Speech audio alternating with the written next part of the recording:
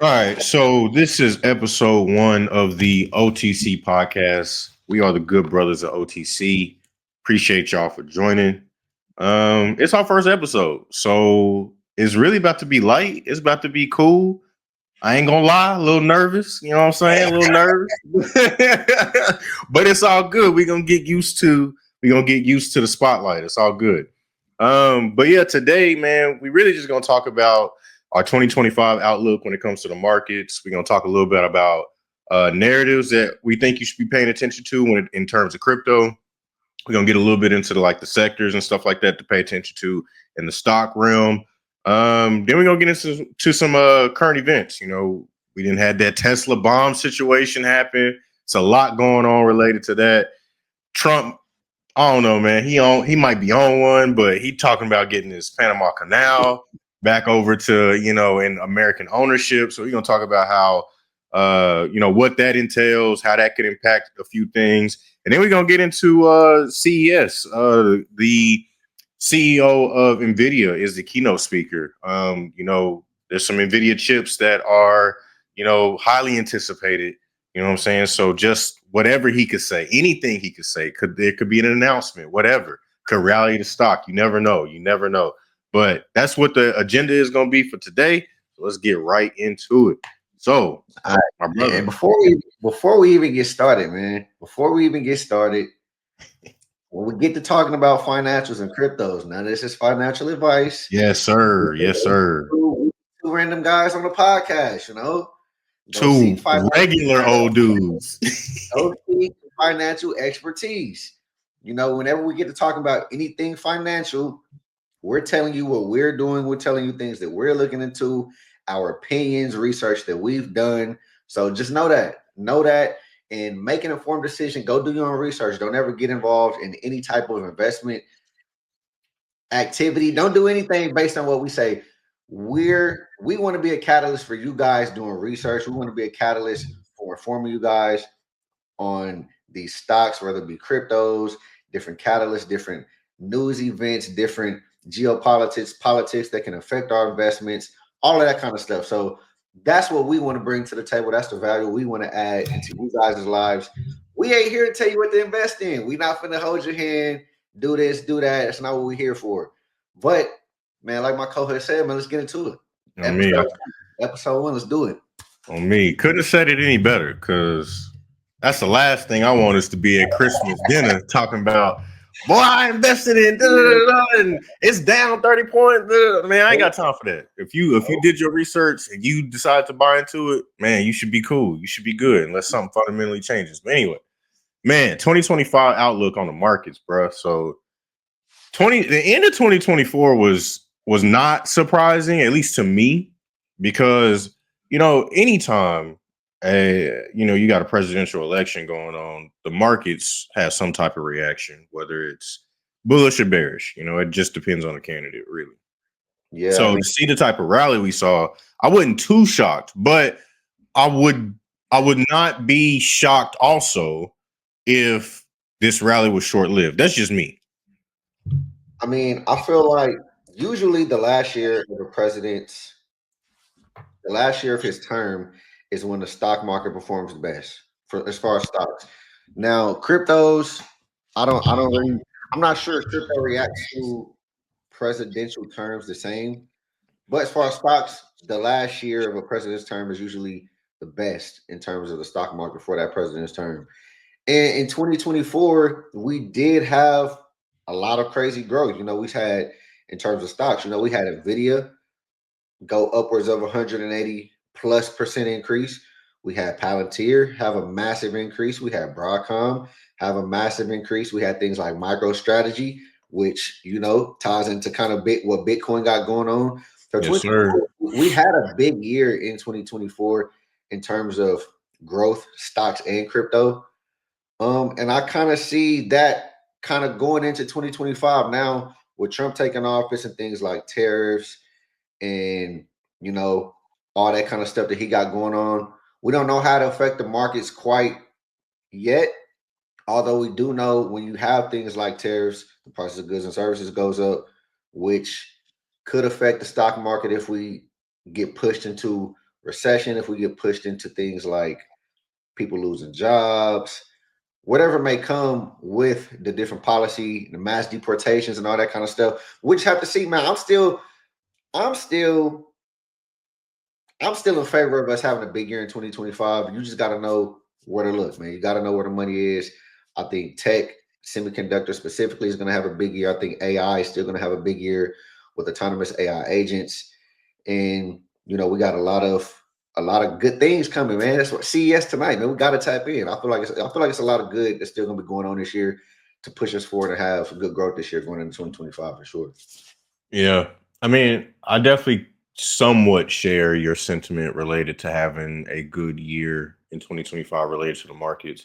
I mean, in terms of crypto, I mean, you saw Bitcoin take off. You know what I'm saying? So that there's always that, and then you saw other cryptos, other altcoins take off like XRP, Hedera Hashgraph, Stellar Lumens, XLM. So I would definitely say like the markets kind of react the same, especially with as digital assets become more mature. They almost the digital asset space and stock space, they almost correlate now. Whereas the sentiment before was that when stocks were down, Bitcoin and crypto took off, or when crypto was down, took off. But I don't really see that anymore. So there's that. But in terms of like outlook on 2025, man, I ain't even gonna lie to you. Like I do still think there's some headwind that Trump is gonna have to navigate, in order for us to see that successful 2025. Like you still got inflation, bro. Price of goods and services are still high, and some of them are going higher. I was looking, because I'm in the market for a new car. I was looking for a new car, bro. They got 8% interest rates. I said, no, sir. No, sir. Not even just the interest rates. A lot of people don't realize that we get a lot of our goods from other countries, i.e., for example, cars like coming from Mexico. And not only that, when you're talking about tariffs, cars in different stages of productions, they may come in and out of the United States for different stages of production. You're talking about tax being implemented on something multiple times, and by the time it gets to you, I read an article the other day that said the price of cars could see a $3,000 increase just based off of tariffs. So it indeed is gonna change some things. It's gonna change some things. It's big. Especially for the common person, $3,000 increase on anything is not necessarily good. So if we can navigate, and then on top of that, we really don't know how tariffs and that whole situation is going to impact the market. But if the Trump admin can successfully navigate the inflation issue, job market, I still got my eyes on the job market. If unemployment continues to tick up, that don't seem good to me. But if the Trump admin can navigate all of these headwinds successfully, I can easily see 2025 being a really good year for the markets, for both crypto and stocks. So I don't know, man. It's a wait and see type of thing, because again, he ain't been inaugurated yet. None of his policies have been enacted yet. So we just don't know. It's all speculation right now. But I'm hopeful. I'll say that. I'm hopeful. We got to get real numbers this year too when it comes to unemployment numbers and job numbers, because yes, sir. The last couple of years we have not been getting real numbers. That's why things have been inflated. That's why there's been this false sense of security in the economy, when in reality the economy is not doing as great as they said. So hopefully when Trump gets in office, we can get some real numbers and get some real clarity and real transparency, so that we can actually know what we're dealing with and fix those issues. If we continue to get false numbers and continue to not get the real deal on what's going on with the economy, that could be a catalyst for us having a terrible 2025 when it comes to the stock market, when it comes to crypto, especially going into the second half of the year. So right. Yeah, it's never a good thing when you're revising numbers so many times after you release them. I will say I'm looking forward to the FOMC meeting this month, because that's going to say a lot. But yeah, moving on. Narratives to be paying attention to, whether like you said earlier, it's money to be made, whether we in a bearish market or bullish market. You can always make bread in crypto and stocks. So for me, when it comes to crypto, the narratives that I pay attention to, and when I say narratives, that is a trend building up in the crypto space. Trends that companies are putting a lot of development hours behind. They're exploring use cases, things of that nature. That's what I mean when I say narratives in terms of crypto. So with that being said, the narratives that I'm paying attention to, of course, are artificial intelligence. That's not just stocks. Crypto is definitely trying to crack that killer use case for widespread adoption amongst artificial intelligence, whether it's decentralized model training or AI agents, like you brought up earlier, those types of things. I mean, even using hardware for CDNs, which is content delivery networks, that type of stuff. So AI is definitely one of them. My second one, and it's not necessarily ranked in any particular order, but decentralized data. The better data you have, decentralized data acquisition, the better data you have, the more access you have to wider data sets that aren't centralized and manipulated, the better off most products will be, including AI, including machine learning, things of that nature. The more data your AI model has access to, the more robust your AI model will be. So that's why I got data up there. And then my third one, it's kind of, I don't know, it's emerging. I'll say that. But the concept of decentralized physical infrastructure networks is intriguing. So think of like, I don't know, Microsoft Azure, which is their cloud computing platform, Amazon AWS, Google Cloud, their cloud computing platform. You know, they own those servers and those data farms, those server farms that they rent out the resources to for folks to utilize. Um, so with DPN, they're essentially trying to take that same idea and decentralize it out. So a regular person like you and I could have a nice powered, highly powered computer with some decent, specs on it, and we could essentially rent our space out to people for them to use. We're on the network, things of that nature. They can utilize our resources that we're supplying. So I think that idea is going to be pretty cool beyond 2025. I don't really see it maturing in 2025, but them is my three narratives. I got plenty more, but I'll throw out three of them. When it comes to narratives that I'm looking at in regards to going into 2025, a lot of my narratives have to be around kind of Trump and his policy. Because when you're talking about the stock market or you're talking about crypto, maybe not so much. We'll see. This is our first president we pro crypto. So we'll kind of see how Trump's policy plays into crypto. But as far as the stock market, for sure, narratives that I'm looking into, mass deportations, like I've talked about, that could cripple the economy, especially if the number of migrants, legal or illegal, if those numbers are indeed pushing the job market and doing a lot of these essential jobs, like they're saying, that could cripple us. That could cripple us if we're talking about deporting those people and taking those jobs, slashing those jobs at a very fast pace. They're not going to be able to replenish those jobs fast enough. Another one, tariffs. Like we said, the prices of goods and services going up. That could indeed negatively affect things, especially in the short term. Another thing is military. Trump's wanting to implement a lot of money into the military defense, as you know, with things like drones. As of late, that ties into kind of what happened on January 1st. It's a lot of activity around drones, man. And drones is going to be the biggest thing when you talk about warfare going into the future. I don't know if y'all were paying attention. These drone shows that they've been doing in the sky with thousands of drones in sync.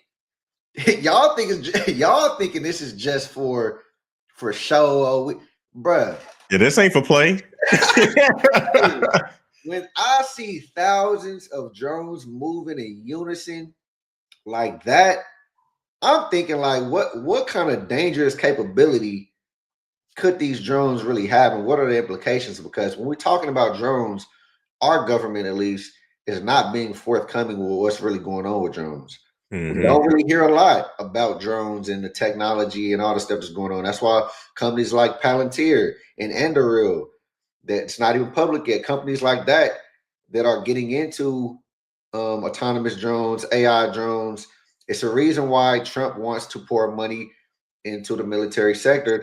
And I believe that drones are going to be a big part of that. So I believe the military infrastructure and the money Trump's trying to pour in is going to be a big narrative going into this year. Financial deregulation, another big narrative. And of course, space. He's wanting to pour money into space. You know, he got Elon next to him, satellites, Starlink, which we've seen played a very big role when we were having all these natural disasters earlier this year. And not only that, Starlink can play a big role in a lot of different things when we're talking about military, space, natural disasters. So when we're talking about narratives, and of course AI is going to be a narrative over the next few years in general. It's pushing everything as far as tech goes. It's behind a lot of businesses. It's behind a lot of data centers. It's behind everything. So those are pretty much the what I'm going to be looking at in 2025. Those things, trying to get a gauge on what's going on, not only in politics, geopolitics, but how it affects the markets, how we can capitalize on it, and that's what I'm going to be looking into. Those things.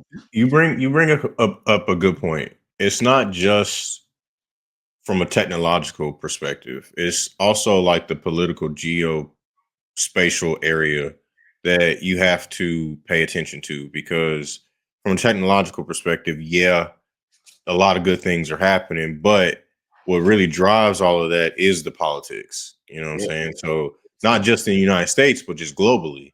You know, we have, especially when it comes to semiconductors, you still have a lot of companies that are heavy producers overseas. So if they get caught up in something that ain't got nothing to do with the United States, we might automatically have an interest in that because it impacts us.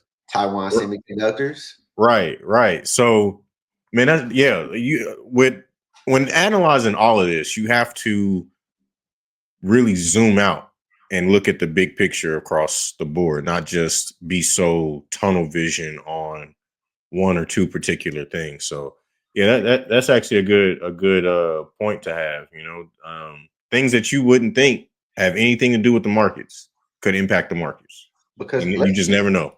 Let's be honest.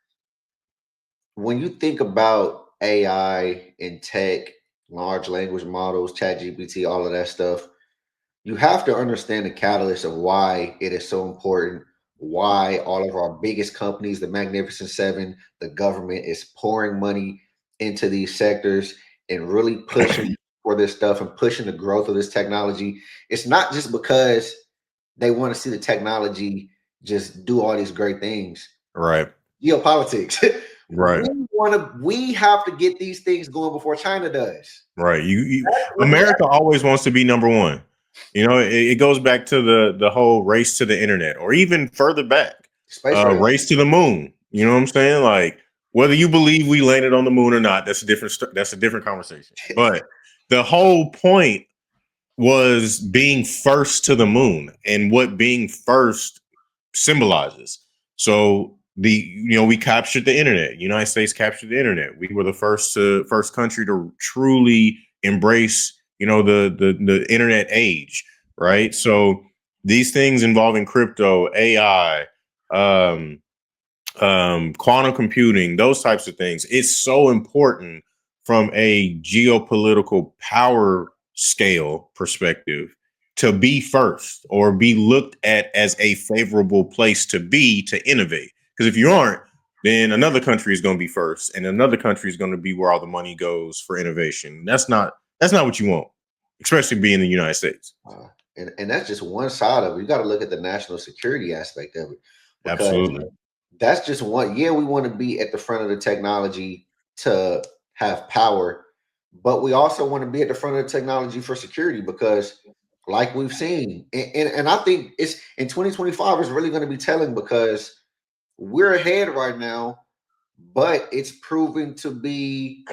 Is it a win? Is it not? Because you look at DeepSeek 3, China's large language model that they just developed that's supposed to be just as good, if not better, than OpenAI's ChatGPT. And the young lady that was using it over here in the United States, when she asked DeepSeek 3, what are you? DeepSeek 3 responded that it's ChatGPT. And when you think about DeepSeek 3, what did they use to develop DeepSeek 3? They used our chips from NVIDIA. Right. And the United States has already have put things on NVIDIA saying, okay, you can't give them the most complex chips. So NVIDIA can only give them certain chips. They're not using the same chips that we're using in our companies. They're less advanced. And yet and still, it took us billions of dollars to develop our large language models. And China developed one that is just as good for $6 million. And they used our large language models as the basis to teach their large language models. So not only did they do it for cheaper, they let us go through the years of development. They let us do all the research. They let us make all the investment, and they pulled all the information from our large language models and used it for theirs. So I mean, they pulled the Apple. Apple do that all the time. Apple does that all the time. But I know it's kind of veering off, but we gonna have to have a conversation one day about Grok, which is Elon X version of ChatGPT, and whether or not that is a better alternative. Because I've been using Grok more lately. I don't know. Oh, I don't think so. I don't know. Not yet, at least. Yeah, it's cool. It's all right. It's all right. There's a lot for it to work on or whatever. There's a lot of opportunity there, but there might be a conversation to be had about not just the behind the scenes stuff, but what other motives does Elon have to kind of stifle? Well, we know his motive. We know his motive. I feel like he should have stayed with OpenAI. He apparently, from their perspective, for those that don't know, Elon Musk was one of the original founders of OpenAI and developing ChatGPT and all the stuff that they got going on over there. Apparently, Elon Musk made big donations to them under the pretense that they would not go public, they would not be a for-profit organization, and Elon Musk wanted them to utilize the technology and incorporate that technology into his businesses with Tesla, SpaceX, and all that kind of stuff. They wasn't jacking that. They wasn't with that.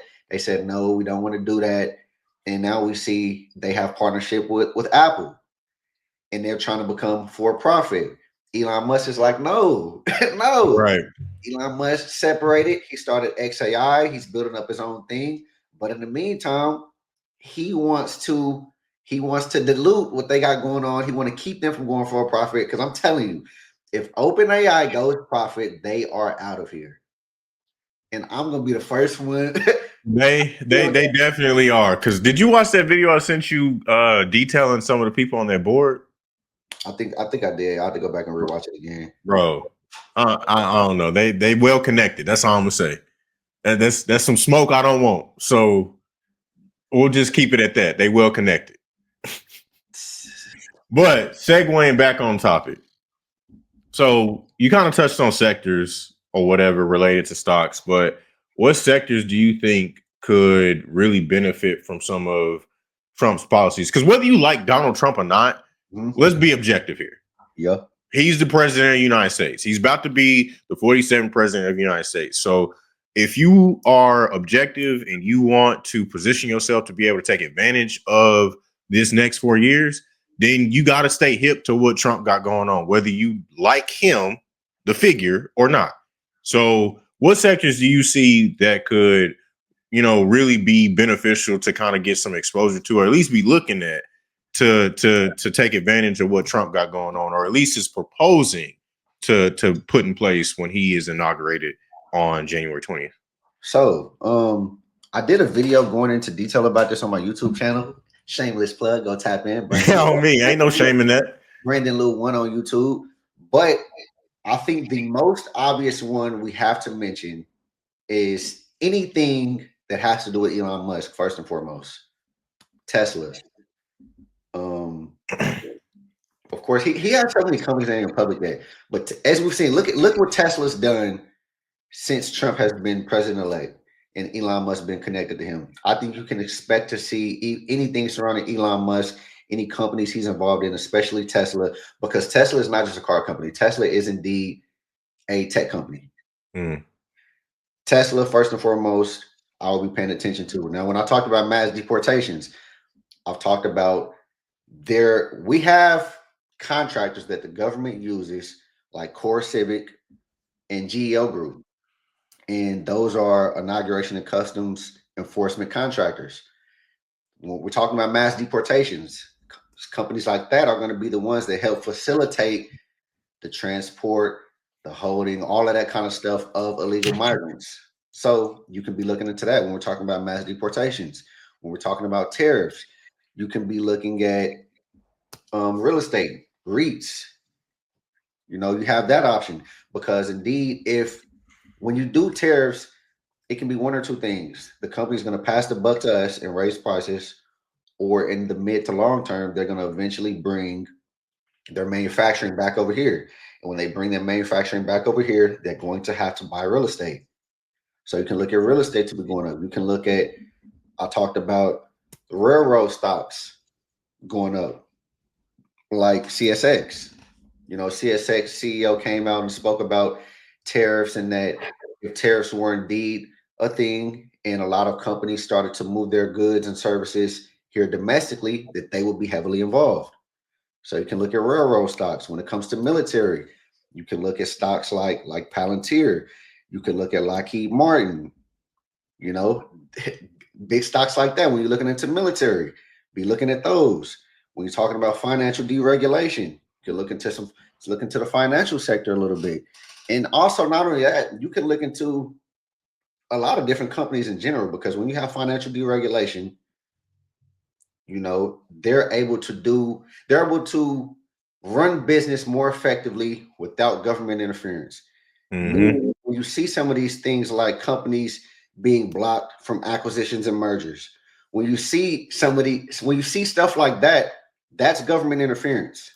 We even have the thing with the steel company going on right now. Some people are against it, some people are for it.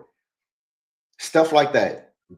Deregulation is going to open up a lot of shaking and moving in the industry. So there could be opportunities for different companies to flourish, some to lose. So, I mean, if you're a day trader, you can be looking to short some companies. You can be looking to invest in some companies that are acquiring some other companies. So be paying attention to that. And then, of course, space. If you've been paying attention, Elon Musk's SpaceX and other companies he have, they're getting big valuations. We could be potentially seeing some IPOs this year. We could be potentially seeing some IPOs. So pay attention to the space sector as well, because I think that's going to be one I'm in the aerospace industry. So that's one that I'm watching anyway. So I'll be watching that. But pay attention to the financial deregulation for sure. Military, we've talked about Palantir a bunch of times. Palantir, Anduril, Lockheed Martin, tariffs. Just pay. You have to be tapped into politics and know what's going on, because you have to follow the money. You gonna see where the money going. You gonna see where the money. Trump is friends with a lot of billionaires. Even the TikTok situation, it's billionaires lined up ready to buy it. And if one of these billionaires, if they just happen to be a Jeff Bezos or somebody who owns a publicly traded stock, if that person is buying TikTok, what you think gonna happen to their stock? Right. This is why I say you have to be paying attention to what's going on so that you can know where to move your money. One thing that you didn't bring up, but I think is going to be really important in these next 4 years, are energy companies.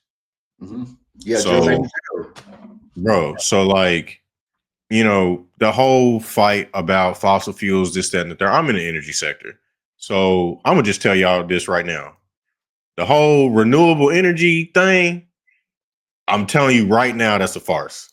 It's not as renewable as you think it is. That's all I'm gonna say. I'm not gonna get into details. It's not as renewable as you think it is, and they're extremely unreliable. So what's our tried and true method of energy? Oil and gas. Oil and gas. What everybody need? The Tesla, SpaceX, Nvidias, the railroad, Lockheed Martin, all of them. You need energy. Bitcoin mining, you need energy. You know what I'm saying? So I think energy stocks and the energy sector is going, they're primed to see some growth for sure, for sure. And I'm not saying that renewables aren't going to be utilized, because they definitely are. I just don't think they'll be the leading energy source, because especially until we get into like nuclear power and all that other stuff, I don't see the current phase of renewable energy being the leader.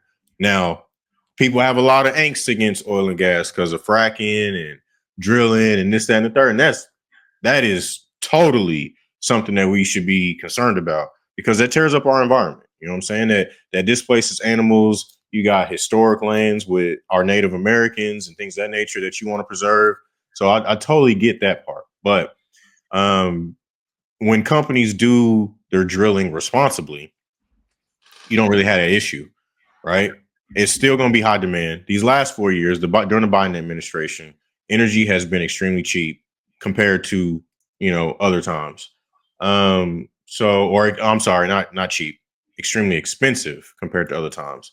So what I foresee is energy getting cheaper, which means that we'll be able to deal out more. But with it getting cheaper, we may see a higher demand from, especially overseas. Places like Germany, they still on coal power in some degrees. That ain't really sustainable.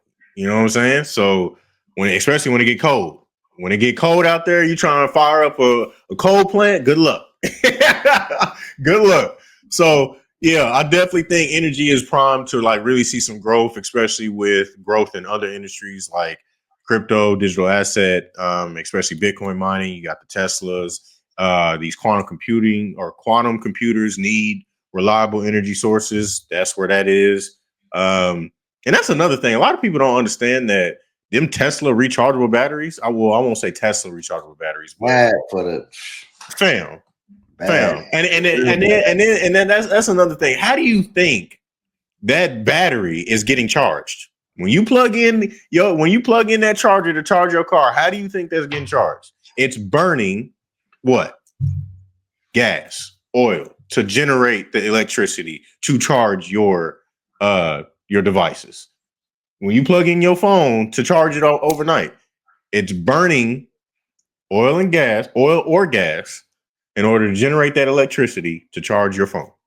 So, man, you gotta really know where this stuff is coming from before you can really have a position on anything, But just to wrap that up, definitely think energy is going to be a primed sector to watch out for that could see some crazy growth going into 2025 and years past that. So let's segue into, we brought up Tesla. Man, let's segue into some of these current events, bro. Like this Vegas bomb situation with Matt Berg is crazy. I still don't fully understand the whole story. I don't think we really have the whole story. I don't think we'll ever get the whole story. But from what's been divulged, it ain't making sense to me. That's all I got to say. It ain't making sense to me. We did a reaction video related to Sean Ryan, his podcast. His team over there did an interview with, I forget the gentleman's name, but he is a highly trusted individual in the military community. Who tends to try to, I guess, expose or, military leaders for misconduct and ethics violations, things of that nature. And he seemingly got an email from this Matthew Berg guy a couple days before the Tesla bomb situation happened outside of Trump Tower. So, man, it's a lot. It's a lot. I don't fully understand everything going on. None of the details making sense, but what's being said on traditional media, PTSD, all this other stuff, it just ain't it don't line up. You know, why rent a Tesla car or Tesla Cybertruck, I'm sorry, from Colorado, drive to Vegas, but your extraction point or like the point that you was trying to get up out of here was Mexico. Like, and then seemingly, you know, if you watch Sean Ryan's interview, Buddy had basically said that he was being tailed the whole time. So what was the plan? What was, and we're not trying to glorify terrorism. That's the last thing we're gonna do. That's not what we're doing. But we naturally want answers, help us understand the situation at hand, things of that nature. But like I said, it don't make sense to me. The larger thing for me is why are we always left in the dark when it comes to details about anything, really anything? Because we're sitting here speculating about this and that, and the media is telling us this, and then you have people like Sean Ryan giving us supposedly, allegedly, more evidence than we're getting from the FBI and mainstream media. At this point, once I seen the Sean Ryan interview, I really even stopped looking at mainstream media, because I have been looking at mainstream media for days from the day the accident, from the day the explosions happened, up until I've seen the Sean Ryan, and I gained way more. I gained more information in the Sean Ryan interview in 30 minutes than I did looking at mainstream media for days. That says a lot. But like you said before, man, the pieces to the puzzle ain't fitting, man. It ain't fitting. Two ain't equaling four. Stuff's not adding up. They're not being transparent with us. They're not telling us information. They're giving us trivial information when it comes to this guy. They keep speaking on the military experience. They said it wasn't a terrorist attack, then it was, and now it's just a suicide and PTSD, and he was on a show. All this information just for clicks, just to get people talking, just to get speculation going. But they've given us all that information, and it's gotten everybody off track from the why. Why did this happen? Mm-hmm. None of that extra stuff matters. Why did this happen? Why did both of these guys rent vehicles from Turo? Why did they end up where they ended up? Why the Trump Hotel? Why the Cybertruck? Why the guy over there in New Orleans? How because he plot, but now information is coming out that he plotted this attack over days. He went and strategically placed the bomb. He stayed at the Airbnb. He left the Airbnb. He tried to burn the Airbnb up to hide evidence. He has links to ISIS, and now they're trying to figure out how deep those ties go. If they're they're trying to even suppress that, saying that, oh, he was just influenced. They're not even telling us, okay, did he have real ties to them? Right. They were talking about he had a rare compound that wasn't before used in the United States. You're not having all that, doing all this, and you don't have real ties to ISIS. Or it ties to anybody, not just them. But what's the kicker for me is, so the New Orleans, you mentioned the New Orleans situation. So apparently they came from the same base, the same army base. So it's like, what's going on to where like y'all got a group chat or something? Like, like what's going on? And that's another thing. So I was scrolling on Twitter yesterday, and this dude pointed out that how are people getting access in the New Orleans situation? That dude's from that dude's perspective, how is an influencer getting access to Buddy's home? Like walking in Buddy's home, giving you a tour, that, and the third, bro. Like it's on social media. Like who's home? The New Orleans attacker. The Airbnb. They touring his home. The Airbnb.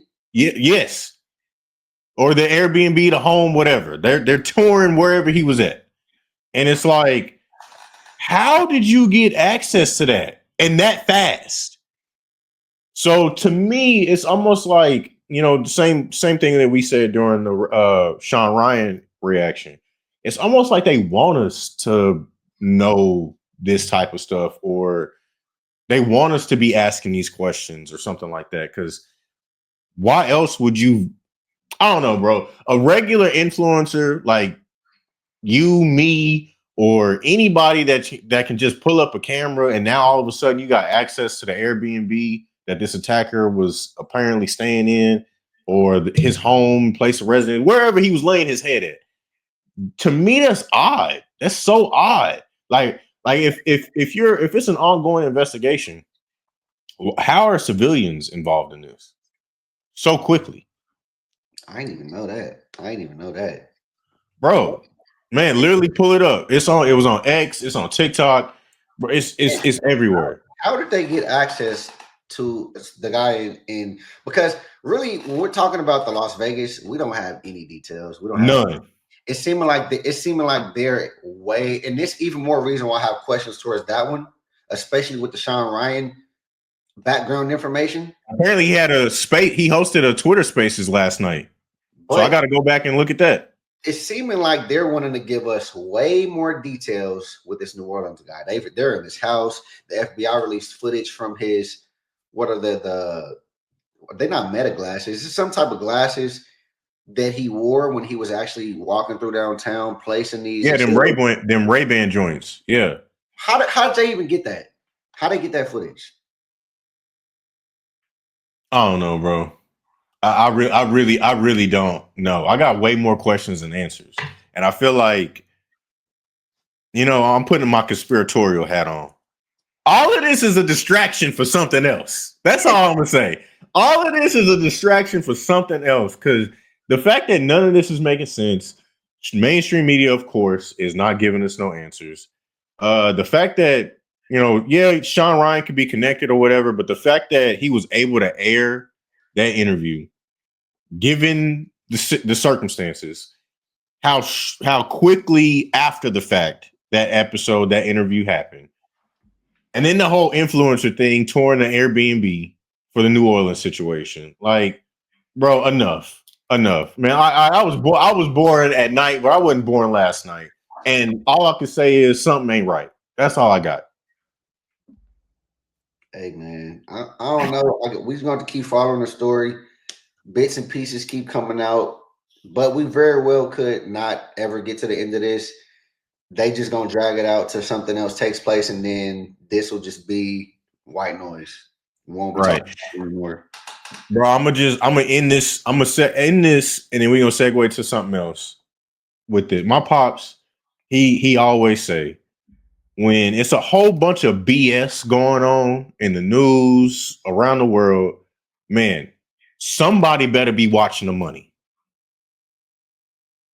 I didn't understand what he meant at first, but the more and more I kind of started paying attention to a lot of this stuff, that makes all the sense in the world.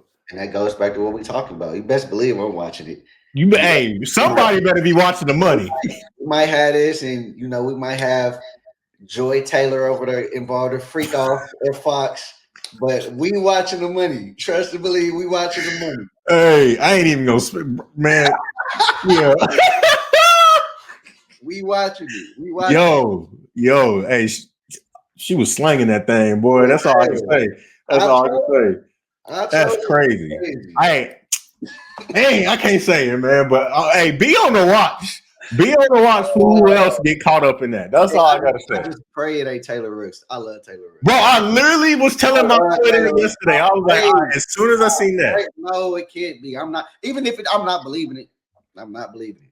Hey, and then Molly from First Take. I could believe that. She looked like I can too. I could too. I could too. But anyway, segue. That's a topic for our other show that we might have to start something where we can just talk about the crazy stuff, man. Man. Anyway, bro, so is Trump tripping about this Panama Canal situation? Buddy talking about wanting to take over ownership, and I thought he was tripping at first. And, he's not the best orator at all. He does not, at least from my perspective, he does not do a good job of fully explaining his thought process and reasoning for some of this stuff, in my opinion. Well, I think he thinks like a businessman. I think he thinks like a businessman, and when it comes to politics, he approaches it that way. As we can see with tariffs, as we can see how he's addressing other world leaders and how he's moving, he's addressing this like a business. We've seen how he was in business. We know to be in business is cutthroat. He coming at it no emotion. Like, hey, this is what I want. This is the leverage I have. You're gonna And make it out. that part I can admire. I guess what bothers me, even though I end up agreeing with a lot of his foreign policy and economic views and stuff like that, what bothers me is how he'll just say something off the cuff almost without fully explaining what it is that he means. Because then you have situations where, like the H-1B situation, where yeah, you can agree with H-1B visas and understand why they're important and know that there needs to be some reform. But your main supporters over here is tripping on you because to them that don't align with you saying America first. Even though you and we understand, right? We get it. I mean, I think when you're talking about politics, man, it's so complex and multi-layered. It is. You can't always just give a black and white answer. And even then, his logic and his thinking and how he feels about something in regards to politics and policy, it could literally change by the day. Somebody, Yep. one of his advisors would come, okay, it's this new aspect to it. Okay, this world leader's done this is shifted, that is shifted. So it's kind of hard. When we think about politics, we always want these politicians to come out and just take a stance and stand on certain topics. But it's a lot of moving pieces that we're not privy to.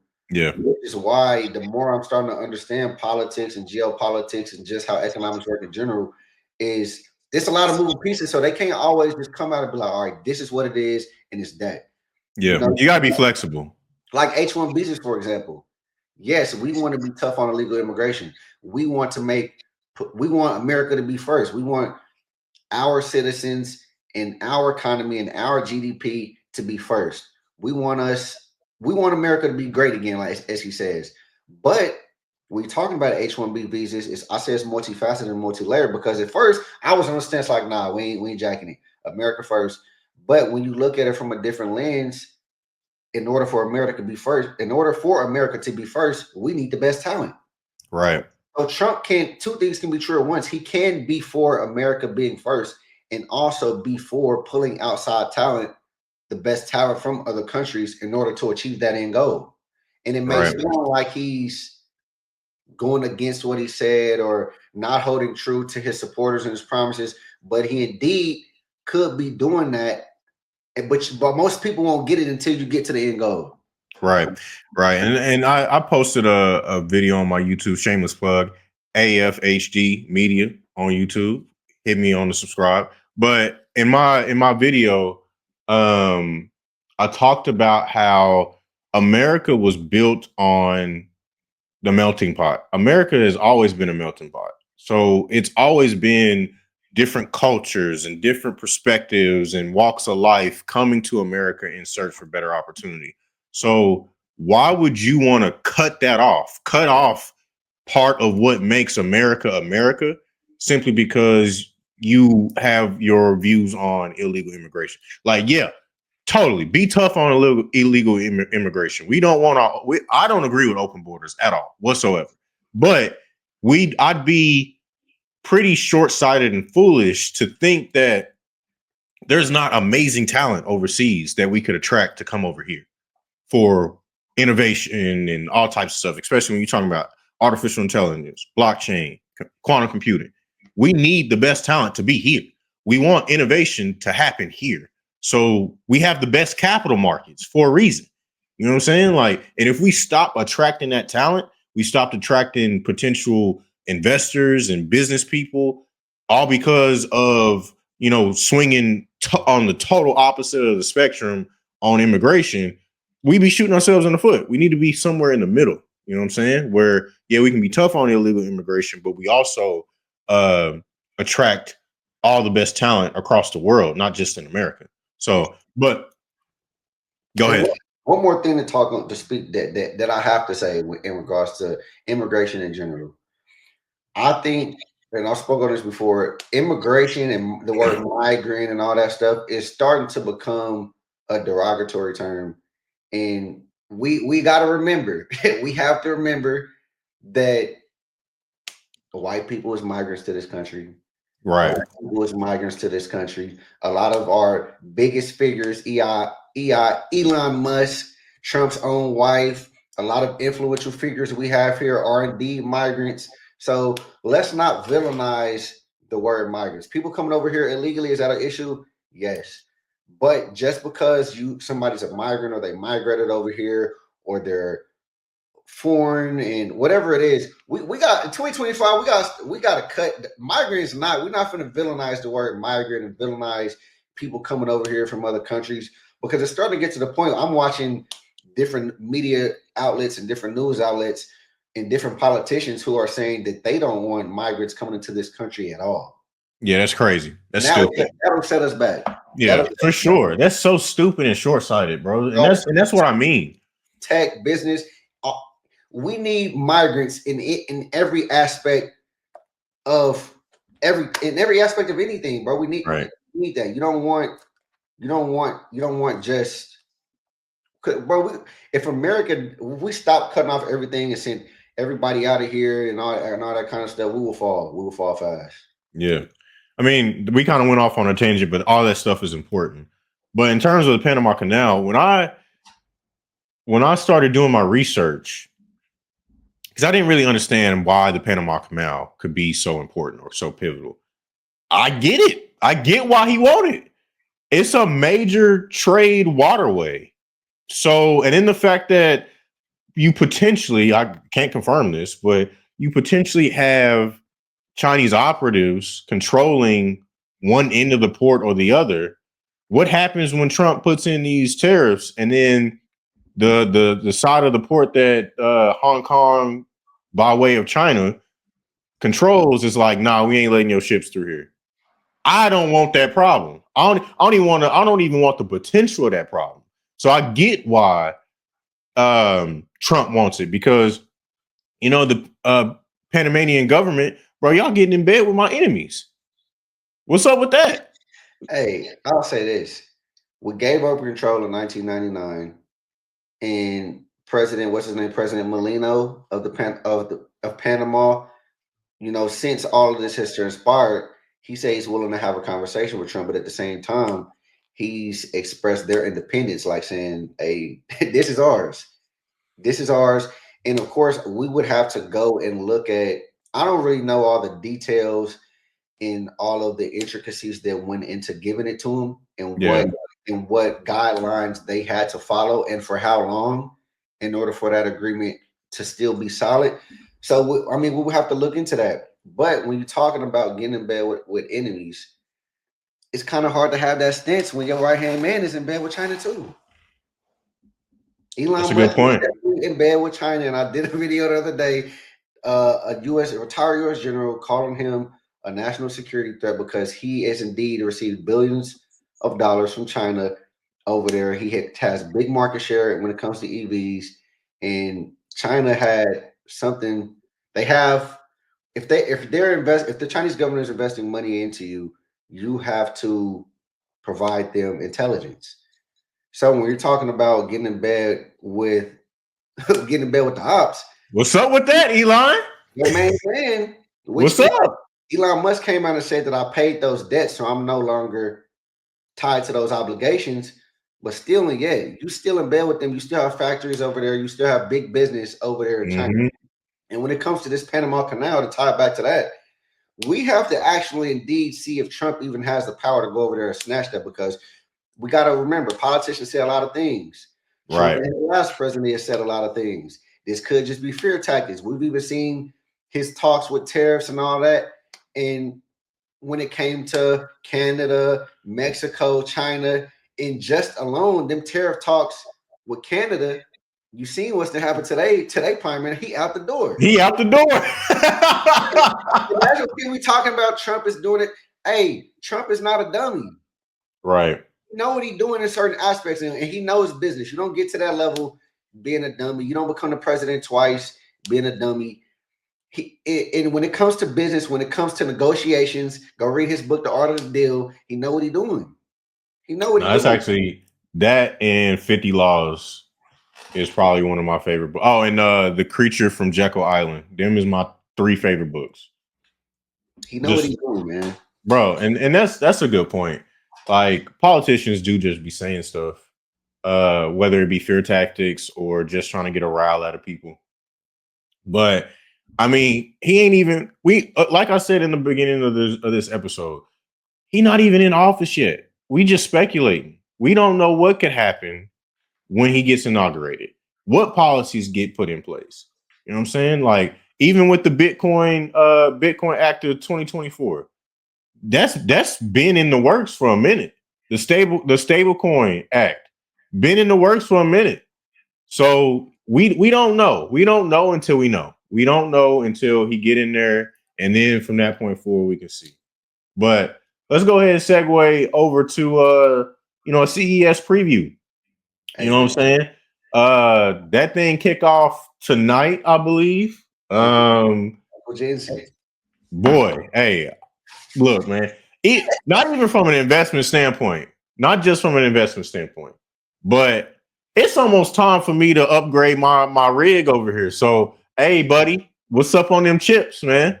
Hey, I need a new GPU. And I'm gonna tell y'all, 2025 is gonna be a massive year. 2026 is gonna be a massive year. You have the RTX 550 series that's being ran on the Blackwell architecture. So you got Blackwell 2025, and then you got Rubin coming after that. And then we don't know what he's gonna announce tonight. What else he's gonna announce? You had a couple of weeks ago that he released on his YouTube channel. What was that? Some type of mini micro computer or something like that. Yeah. Nvidia ain't going nowhere. Nvidia is gonna stay at the top. I do think I would be remiss if I didn't mention some headwinds they may have when it comes to being in the middle of United States and China when it comes to geopolitics, because the United States indeed not allowing them to provide China with certain things can and will kind of stifle their growth, because China is a massive market when it comes to Nvidia. So, I mean, they're going to have to navigate that. But, I mean, I think they're still going to be Nvidia winning in ones. If it's not in your portfolio, tell it need to be. In 5 years, you're going to be sad. And I'm going to show you right now, bro. No cap. I ain't even going to show y'all the shares. Hey, man, I just bought some. Just because I've been having Nvidia, but I just bought like $700, $800 worth this morning, and I don't even care that it's near 52-week high, could potentially hit a new all-time high either today or tomorrow following the CES keynote by Jensen. I don't even care because I'm looking at this in the long term. I know what Nvidia about to do. By the end of this year, I expect it to be at least 200 or more. Nah, that'd be crazy. I'll be salty if it's $200 though. I ain't gonna lie to you. I'll be salty because that mean I ain't get enough. I ain't getting it, but it's all good. It's all good. You know, crypto native over here, my boy, all in the stocks. We cover both spectrums, but we learning off of each other, building our cross portfolio type stuff. So, but with him mentioning Nvidia, you know, there is a crypto token out there that Nvidia is, heavily partnered with. So, and one that has been seeing some uptick in price over these last couple of days leading into CES. So I'll give it to you. We didn't drop Nvidia. We talked about crypto narratives and sectors and stuff like that. Ticker symbol is AIOZ. AIOZ. They are a DePIN crypto platform.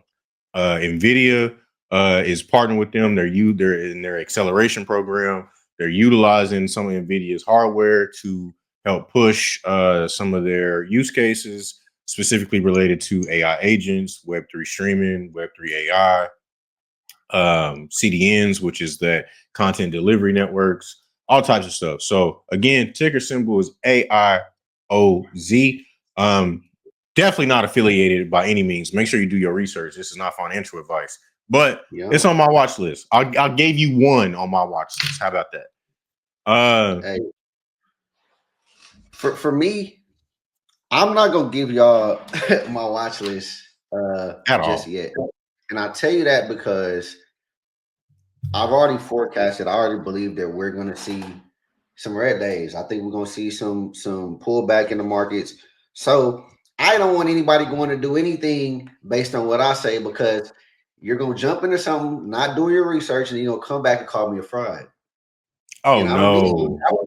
doing that because I've already said what I think is going to happen in the market. So I'll reserve that for when we're in the red because that's when you need it anyway. When I tell it to you Real that shit. they red, then you can go buy. I'm not going to tell you right now while we at all time highs, things are running up, everything's good. I'm going to tell you when things are in extreme fear mode, and I'm going to tell you about that VIX, and I'm going to tell you what you need to do and what information you need to go seek out to buy. But I will tell you my top 5 semiconductor stocks that I want you to be watching this year. I will tell you that. I will tell you that. So the first one is Applied Materials, ticker symbol AMAT. Ticker symbol AMAT. Applied Materials is a big dog in the space. A company that a lot of people don't talk about, and it kind of flows under the radar. But Applied Materials supplies the materials for fabrication to make semiconductor chips. It's self-explanatory.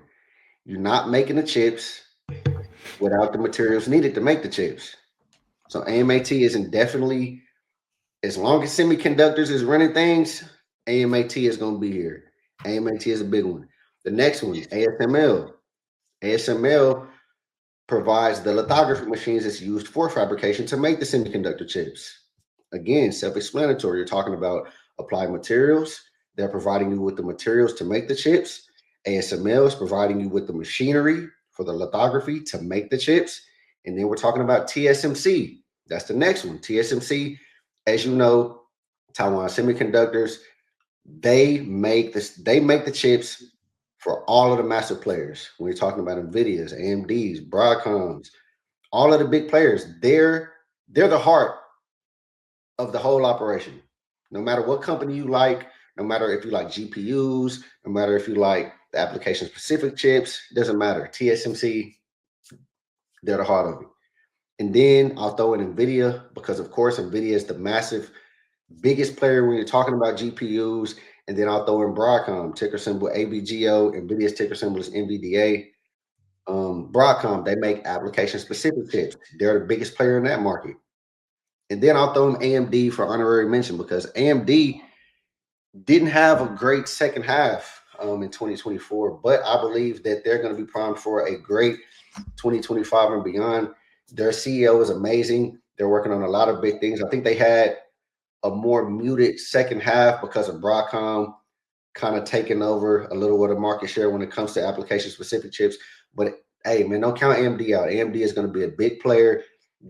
While things is running up, they working behind the scenes. Trust me, do your research. They working behind the scenes, and when they finally get to revealing what they've been working on, it's out of here. And that's why we say buy low. When it was at the 52 week low, should have been buying. Empty in my pockets, buying share after share after share after share. So those are my that's six. That's 6 semiconductor stocks for y'all to be watching this year, man. And at the end of the year, when I come back and I go over this list, I want to hear nothing. Matter of fact, let me just say this for digital record. AMAT is at $178.45. Probably an hour ago when I looked it up. ASML, $768.46. TSMC was at $168.13. NVIDIA was at $151.88. And Broadcom was at $236.89. I'll holler at y'all at the end of 2025. Hey, he 5X my game. That's all I got to say. I gave you 1. He gave you 6. He gave you 6. So no excuses, bro. Like, you got all this information, all these resources, man. Go out there and start doing your research. Start your investing journey as soon as possible. Like, when you hear me say I'm broke, it's not because I ain't got no money. It's because, fam, I'm putting my bread, the bread that I do have that's available to do whatever, is going into the market. I'm not out here buying dumb stuff. You know what I'm saying? I'm very modest. I've become very modest. Let me say that. Now, when I want to spend, oh yeah, you know, we can take a trip. We can go out to eat. You know what I'm saying? I'll buy me some nice clothes, some shoes every now and then. But for the most part, my free capital is in the market, man. I'm not really with it. Not really with all that extra. So, hey, it's sacrifices to be had. And like you said, man, buy low, sell high. You don't want to be buying at, like you said, the 52-week high Obviously, he has high convictions in NVIDIA, so and he's way more experienced than what most people are that are going to be watching this most likely. So there's that. It's some experience that came behind that buy. Same with me. You know what I'm saying? Buy low, sell high. A lot of these cryptos, they up right now. Unless there's certain ones that you have high convictions for, I really wouldn't be buying. You know what I'm saying? Like there's a couple I'm buying right now, but that's for me. We'll disclose that a little bit later. With that being said, bro, I appreciate y'all for coming through and watching our first episode of the pod. We're going to be doing this on a weekly basis, talking about investing, the markets, political events, other current events that might be going on, technology, all types of stuff. We really started this so that we could ensure or create a platform for ourselves to talk about stuff that we already talk about. When we link up, this is what we talking about. You know what I'm saying? Like we ain't really, we shooting the shit or whatever, but we definitely most likely talking about the stuff that we just talked about today on this episode. So we want to, spread the love and broaden our audience a little bit and inform y'all. You know what I'm saying? I know a lot of people talking to just, family and things of that nature. They're not into investing. And that's really what prompted us to do this. The youth, they're not really investing like that. My people, my family, they not really investing like that. I'm really the only ones talking about investing. And I want to change that. So that's what we're going to be doing. So look forward to episodes on a weekly basis. Check out our individual YouTube pages. Mine is AFHD Media. And my boys is, go ahead, plug it. BRANDONLEW1, Brandon Lou 1 on YouTube. On me. Check us out. We do a lot of reaction content. I do a lot of investing in crypto. He does a lot of stocks, a lot of reactionary contents, things of that nature around politics. Same over here. So check us out. With that being said, man, appreciate y'all again, and we'll holler at you. Hey, one more thing. Oh, okay, my bad. One more announcement, man. We taking this show on the road, man. We will be in Vegas. Oh, yeah. We will be potting live from Vegas in March, man. I thought it was a game. Yes, sir. That's going to be fun. That's going to be a fun episode. I'm looking forward to that episode. OTC in Vegas in March. It's going to be a lot of content on here, a lot of content on our personal channels. Tap in, my boy. Tap in. Yes, sir. Yes, sir. Stay locked in for that because that's going to be fun. I ain't been to Vegas in a minute, so I'm ready for that. Mm-hmm. With that being said, appreciate y'all. We'll catch you in the next one.